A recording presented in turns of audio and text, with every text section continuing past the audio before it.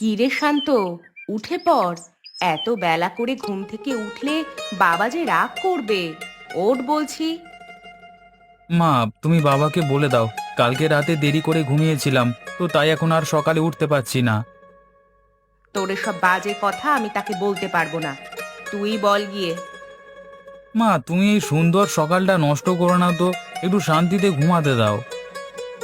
তোকে নিয়ে আমি তো অশান্তির মধ্যে আছি। তোর বাবা রোজ রোজ তোকে নিয়ে আমার সাথে ঝগড়া করে। যাও না মা, আমাকে আরেকটু ঘুমাতে দাও, একটু পরেই উঠে যাব। খাবার টেবিলে তোর বাবা বসে আছে, কি বলবো আমি তাকে? বলবে কালকে রাতে একটা কাজ করতে করতে রাত হয়ে গিয়েছে, তাই একটু বেলা করে ঘুমাচ্ছি। আমি আছি মহা বিপদে, দুই দিকই সামাল দিয়ে চলতে হয়। কই শান্তকে যে ডাকতে পাঠালাম, ও আসেনি? রাতে নাকি কি কাজ করতে করতে দেরি হয়ে গিয়েছে, তাই সকালে একটু ঘুমাচ্ছে। কি বললে? কাজ করেছে? এই কথাটা আমাকে বিশ্বাস করতে বলছো? অমন করে বলছো কেন? ওর কি কোনো কাজ থাকতে পারে না নাকি? হ্যাঁ হ্যাঁ, জানা আছে আমার। ওর যে কত কাজ, 25 বছর হয়ে গেছে এখনো বাপের ঘাড়ে বসে বসে খাচ্ছে, আর সে কিনা করবে কাজ? দেখবে, একদিন আমাদের এই দিন আর দেখতে হবে না। শান্ত ঠিক একদিন মানুষের মতো মানুষ হবে। সেই দিন আমি দেখতে পারবো কিনা জানি না। তোমার মাত্রাতিরিক্ত আহ্লাদের কারণে ছেলেটা এমন হয়ে গেছে। একটাই তো ছেলে আমাদের, তাকেই তো আদর করব, তাই নয় কি? হ্যাঁ, তবে অতিরিক্ত সবই খারাপ, তুমি যেটা করছো সেটা অতিরিক্ত। তোমাদের বাপ ছেলের মধ্যে থেকে আমি আর পারছি না। আমার ছেলের যদি ভালো কিছু হয় তাহলে তো আমারও ভালো লাগবে, তাই না? ঠিক আছে, আমার খাওয়া শেষ, এখন কাজে যাচ্ছি আমি। শান্ত ঘুম থেকে উঠলে ওকে ভালো করে বোঝাবে। ঠিক আছে, আমি আবার বোঝাবো তাকে। কিরে, খেলতে তোদের কেমন লাগছে? খেলতে তো ভালোই লাগছে। তবে তোর বাবাকে ভয় লাগে বুঝলি। আমরা তোর কাছে আসলি কেমন যেন কটমট করে চেয়ে থাকে। বাবার কথা বাদ দে তো, বাবা একটু অমনি। রহিম চাচা, রহিম চাচা, আরে আমাদের ঘরে সবার জন্য খাবার পাঠিয়ে দাও তো, আমাদের সবার বড্ড ক্ষুধা পেয়েছে। রহিম চাচা, তোমার হাতের খাবার খেতে না খুব ভালো। হ্যাঁ, আমরা আসলে আমাদের কত খেয়াল রাখো তুমি, তোমাকে একটা ধন্যবাদ না দিয়ে পারা যায় না। আর ধন্যবাদ দিতে হবে না, তোমাদের আরো কিছু লাগলে জানাবে। তা তো অবশ্যই চাচা, তোমাকে জানাবো না তো আর কাকে জানাবো, তুমি কত ভালো গো চাচা। তোমাদের আর কিছু না লাগলে আমি আসি তাহলে, আমার তো আর তোমাদের মতো বসে থাকলে হবে না, কাজ করতে হবে। হ্যাঁ ঠিক আছে, তুমি যাও, কিছু লাগলে আমি জানাবো। আচ্ছা, যাই তাহলে। এই শান্ত, তো রহিম চাচা কি আমাদের একটু করে ইনসাল্ট করে গেল নাকি বলতো? ইনসাল্ট করতে যাবে কেন রে? চাচা তো খুব ভালো মানুষ, উনি খুব কাজ পাগল মানুষ, কাজ ছাড়া বেশিক্ষণ থাকতে পারেন না, তাই হয়তো চলে গেছেন। এটার এমন কি ব্যাপার? তাই বল, আমি তো ভাবলাম আমাদেরকে টুস করে একটু ইনসাল্ট করে দিল নাকি আবার। তোরা খাবারটা তাড়াতাড়ি খাতো, ঠান্ডা হয়ে গেলে তো আর ভাল লাগবে না। ঠিকই বলেছিস শান্ত, খাবার সময় এত বেশি কথা বলতে হয় না। রহিম চাচা বোধহয় ভুলে গেছে যে আমি কাঁচা মরিচ ছাড়া খেতে পারি না, একটা মরিচও দেয়নি। আচ্ছা চাচা মনে হয় ভুলে গেছে, আমি বলে দিচ্ছি। রহিম চাচা, একটু এদিকে আসবে? তোমাদের কিছু লাগবে নাকি? হ্যাঁ, তুমি মনে হয় ভুলে গিয়েছিলে, আমার বন্ধু কাঁচামরিচ ছাড়া খেতে পারে না, কয়েকটা কাঁচামরিচ এনে দাও। দিচ্ছি। আর কিছু লাগবে? হ্যাঁ হ্যাঁ, লাগবে তো। ও শান্ত, তুই ভুলে যাস কেন? খাবারের পরে তো ফল খেতে হয়, আমি যদি ভাত খাওয়ার পরে ফল না খাই তাহলে তো আমার চলবেই না। হ্যাঁ, কিন্তু সেটা তো ভাত খাওয়ার পরে, আপাতত ভাতের সাথে কিছু আর লাগবে কি? ও আচ্ছা, তাই বল। আমি তো ভাবলাম কাঁচা মরিচের মতো এটাও ভুলে গেল নাকি সবাই। আর কিছু লাগবে নাকি বলো? অনেক কাজ জমে গেছে, সব শেষ করতে হবে আমাকে, বড় কর্তার আসবার সময় হয়ে যাচ্ছে। তুমি যাও, আর কিছু মনে হয় লাগবে না। তোর রহিম চাচা কি বলে গেল? তোর বাবা কি এখনই এসে পড়বে নাকি? তাহলে তো আমাদের আগে ভাগই চলে যেতে হবে। খুব ভয় লাগে তোর বাবাকে। আরে না রে, বাবা এখন আসবে না, আরো ঢের দেরি আছে। বাজলাম বাবা, এখন তাড়াতাড়ি করে খেয়ে নি। কর্তা, আপনাকে আর একটা মাছ দেব? না, আমাকে আর মাছ দিতে হবে না। তুমি যাও, কিছু লাগলে তোমাকে ডেকে নেব। আচ্ছা ঠিক আছে, আমি পাশের রুমই আছি। আর শান্ত, তোর কি খবর? আজকাল তো তোর সাথে দেখাই হয় না। সকালে ঘুমিয়ে থাকিস আর রাতে বন্ধুদের সাথে আড্ডা দিস, বাড়ি ফিরিস মধ্যরাতে। তা এভাবে কি তোর জীবন চলা যাবে? খাবারের সময় এসব কথা না বললেই হয় না? পরে এক সময় না হয় বললে এসব কথা। আমি তো অন্য সময় দেখতে পাচ্ছি না কথা বলবার। কিরে শান্ত, চুপ করে আছিস যে? কাজ করবার বয়স কি চলে গেছে বাবা? এই বয়সে বন্ধু বান্ধব নিয়ে একটু সময় কাটাবো না? কেন কাটাবি না? তবে সেটুকু সময় যদি ঘন্টার পর ঘন্টা হয় তাহলে ব্যাপারটা কেমন হয়? বলছি যে খাবারটা শেষ করে কথা বলো না। এই তোমার আশকারা পেয়ে পেয়ে এই ছেলেটা আরো বিগড়ে যাচ্ছে। তাকে আমি মানুষ করতে পারছি না। আমাকে নিয়ে তোমাকে ভাবতে হবে না, আমাকে আর মানুষ করতে হবে না তোমার। আমার চিন্তা আমি একাই করতে পারবো। কি করতে চাস তুই? আমাকে আমার সম্পত্তি বুঝিয়ে দাও, তাহলেই হবে। দেখেছো শান্তর মা, ছেলেকে কি বানিয়েছো? তুই এসব কি বলছিস বাবা? তোর বাবার সাথে এভাবে কেন কথা বলছিস? আমি ঠিকই বলছি মা, রোজ রোজ এই মানসিক অত্যাচার আমি আর নিতে পারছি না। আমার বাবা আমার জন্য কোনো সম্পত্তি রেখে যাননি। যা যা করেছি সব আমি কষ্ট করে তিল তিল করে করেছি। আর এখন তোর হাতে দিয়ে দিই, আর তুই তোর ওই আমড়া কাঠের ঢেকি সম বন্ধু বান্ধব নিয়ে ফুর্তি করে উড়িয়ে শেষ কর, তাই না? সবকিছু কি এত সস্তা নাকি? তাহলে তুমি এখন কি চাও? পয়সা কামানো এত সহজ না। তুই মেহনত করে আমাকে পয়সা কামিয়ে দেখা এবং সঞ্চয় করে দেখা। দেখাতে পারলে আমি বুঝবো আমার সম্পত্তি তুই আগলে রাখতে পারবি। তখনই কেবল আমি আমার সম্পত্তি তোর নামে লিখে দেব। ঠিক আছে, কালকে থেকেই আমি দেখাবো তোমাকে। আমার একজন পরিচিত কৃষক আছে, গ্রামেই থাকে। তোকে সেখানে যেতে হবে।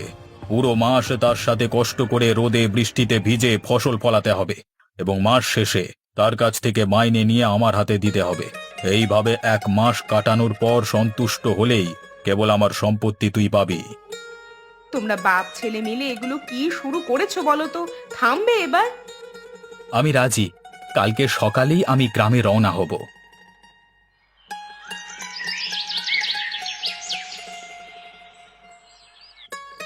গারোয়ান চাচা, তোমাদের গ্রামের রাস্তা এত খারাপ কেন? কেউ কি এসব দেখে না? আমার তো কোমরের হাড়গোড় সব ভেঙে যাচ্ছে। কেউ রাস্তাঘাট মেরামত করছে না কেন? গ্রামের মেম্বার চেয়ারম্যান কেউ কি নেই? আমাদের কাছে এসব কথা বলে আর কি হবে? আমরা গরিব মানুষ। দিনের পর দিন, বছরের পর বছর এই রাস্তা দিয়েই যেতে হয় আমাদের, কোনো উপায় তো নেই।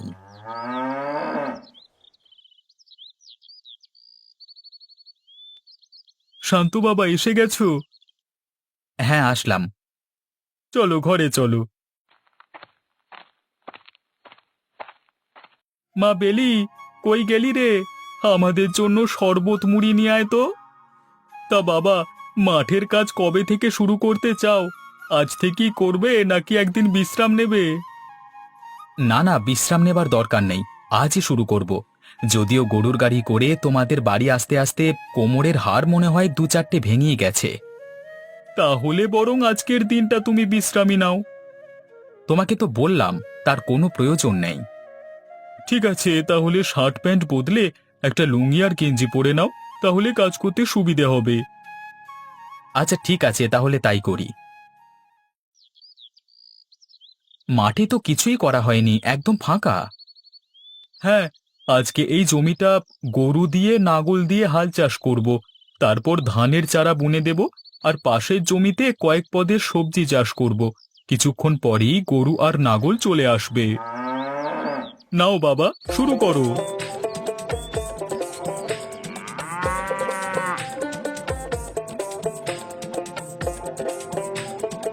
শান্ত বাবা, অর্ধেক জমির কাজ তো হয়ে গেল।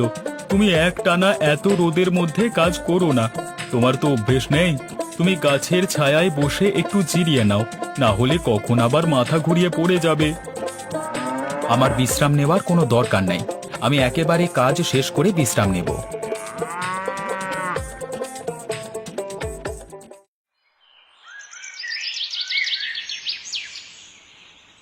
তোমাকে আরেকটু ডাল দিই বাবা? তুমি তো কিছুই খাচ্ছ না, শুধু নাড়াচাড়া করছো। না না, কিছু লাগবে না। বুঝেছি বাবা, আমার রান্না ভালো হয়নি, তাই উনি খেতে পারছেন না। আমি আবার সেই কথা কখন বললাম? পুরো শরীর ব্যথা করছে, জ্বর জ্বর লাগছে, তাই হয়তো খেতে ইচ্ছে করছে না। দেখলে তো বাবা, বারবার করে বলেছিলাম একটু জিরিয়ে কাজ করো।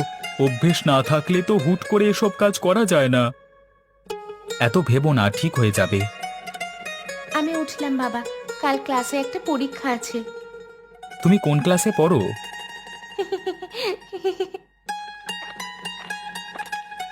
ও বাবা কোনো ক্লাসে পড়ে না, কলেজে পড়ে, এই বছরই ভর্তি হয়েছে। দেখতে অনেক ছোট তো, তাই ভেবেছিলাম কোনো ক্লাসে হয়তো পড়ে। বাবা, একটানা কাজ করো না কিন্তু, সাহায্য লাগলে বলবে। কারোর সাহায্য লাগবে না, আমি পারবো। ধান বোনা তো হয়ে গেল, পাশের জমিতে কয়েক পদের ফসলের বীজ বপন করতে হবে। আমার এক চাষি একটু পরে বীজ নিয়ে আসবে। আচ্ছা ঠিক আছে। বাবা, বীজগুলো পাশের জমিতে নিয়ে যাও।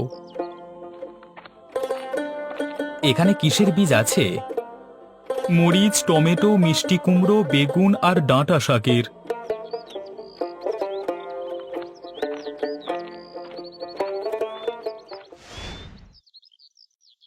বাহ, মাঠ তো দেখছি সবুজে ভরে গেছে। এখন শুধু অপেক্ষা করতে হবে ফসলের জন্য। না বাবা, আগে যেভাবে পানি দিতে এখনো সেভাবে পানি দিতে হবে। আর আজকে সব আগাছা পরিষ্কার করে দিতে হবে, তা না হলে ফলন ভালো হবে না, বাড়তে পারবে না। আজকে আর পানি দেওয়া আমার পক্ষে সম্ভব নয়। আর কিছুক্ষণ এই রোদে থাকলে হয়তো মারাই যাব। চলো চলো, বাড়িতে চলো।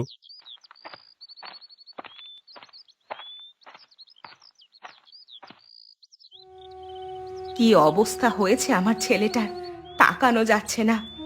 বাবা, তোর এসব করার কোনো দরকার নেই। আজকেই আমাদের সাথে শহরে যাবি তুই। না মা, বাবাকে যখন আমি কথা দিয়েছি তা আমি রাখবই। বাপ ছেলে মিলে জেদ করে তোরা আমাকে মেরে ফেল।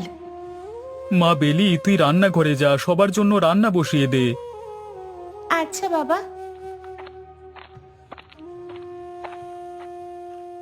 এত ধান, এত সুন্দর সুন্দর বড় বড় টমেটো, মিষ্টি কুমড়ো, বেগুন, কত কত মরিচ, এই সব কি আমার ছেলের হাতে তৈরি হয়েছে?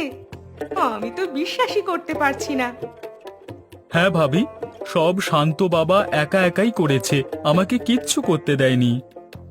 বাবা, এত কষ্ট করতে গেলি কেন বাবা? এত কষ্টের কাজ না করলে হতো না? না মা, হতো না। জীবনে এই অভিজ্ঞতাটা আমার হবার দরকার ছিল, তা না হলে বাবার কষ্টটা আমি কোনোদিন বুঝতে পারতাম না। এত কষ্ট করবার পর যে টাকা অর্জিত হয় তা যদি কেউ নষ্ট করে তখন কেমন লাগে, সেটা খুব ভালো করে এখন আমি বুঝতে পারছি। সবাই বাড়ি চলো, বেলা পড়ে গেছে, খাবার দাবার সব ঠান্ডা হয়ে যাবে। খাবার কি বেলিমা রান্না করেছো? জি, আমিই করেছি। মা মরা মেয়ে আমার, ছোটকাল থেকেই সব কাজ করতে শিখে গেছে। আমার তো আর ঘরে থাকবার সময় হয় না, সব জমি জমার কাজের খবর রাখতে হয়, নিজে গিয়ে দেখতে হয়, তা না হলে চাষিরা অনেক সময় কাজে ফাঁকি দেয়। তোর এই মেয়েটাকে আমার এই চাষাটার কাছে বিয়ে দিবি? কি বলছিস বন্ধু, আমি কি সত্যি শুনছি? কি রে বাবা, তোর কোনো আপত্তি নেই তো? তোমরা যেটা ভালো মনে করো। আমার খাওয়া শেষ, আমি উঠছি। তা তোর এই কৃষকের মাইনে কত হলো, আমার হাতে দে। মাইনে হয়েছে 7,000 টাকা। এত কষ্টের পর 7,000 টাকা? তুমি আমাকে মাফ করে দাও বাবা, আমি আর কোনোদিন টাকার অপচয় করব না। আমি আমার ভুল বুঝতে পারছি খুব ভালো করে। এত কষ্ট করে যে টাকা আয় করেছি তা খরচ করতেও আমার খুব কষ্ট হবে। শুধু এটা বোঝানোর জন্যই এই কাজটা আমি করতে বলেছিলাম বাবা। আমরা আজই শহরে চলে যাব, তুই ব্যাগ গুছিয়ে নে।